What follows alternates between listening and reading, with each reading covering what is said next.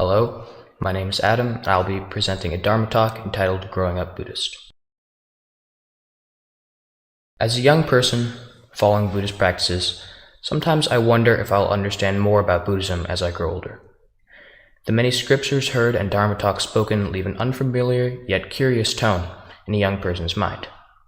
After a while, I start to wonder what the complex ideas, quotes, and principles mean. But then I start to consider what it means to become older in the first place. In the Dharma discourses of Cardinal Master Changsan, the master says this: being an adult does not just mean getting old and turning gray. Rather, an adult is one who tolerates others well and renders benefit to others. One who tolerates and renders benefits to others is an adult, even if one is younger in age. But whom others tolerate and support is always just a minor. Since you have become adults, try to become ones who tolerate others, rather than ones whom others tolerate. Through the vast sea of complex thoughts that appear in the Red Book, this one happened to stick out to me. When taking this idea into consideration, it does not seem too complicated. But when I think about this quote in greater detail, however, the complexities arise. How do I tolerate others, and what does it mean? Is it possible that an adult can be someone younger in age? Where is the threshold of one being tolerated that makes one a minor? As I see it, a person who can lead their life successfully is an adult. That ideology is reflected in the quote, as someone who cannot lead their own life is only tolerated by others and does not tolerate others themselves. As a child growing up, many of my friends were Christian. They would ask me, what does it mean to be Buddhist? What do you believe?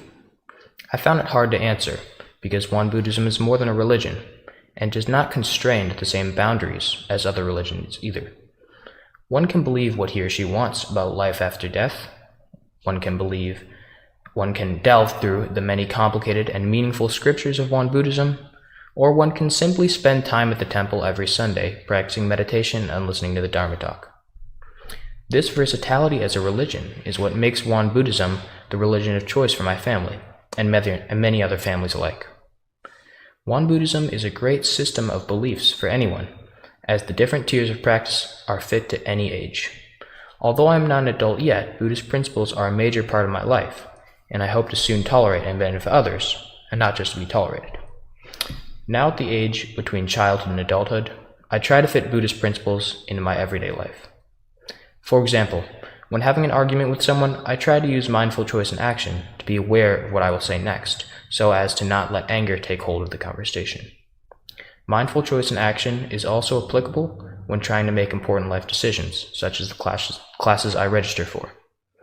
Many people see people my age as not being able to control their stress and anxiety, but Buddhist principles and practices, such as awareness and meditation, have helped me through many difficult times.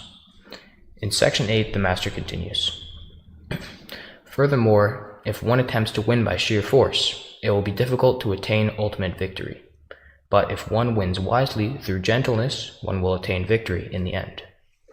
This quote relates deeply to my personal beliefs, as I trust that meeting a conflict gently and not letting my anger control me is the best way to diffuse a situation. Though I still have years of learning ahead of me, the Buddhist ideologies and practices that I've already learned from the temple are and will be priceless throughout my entire life.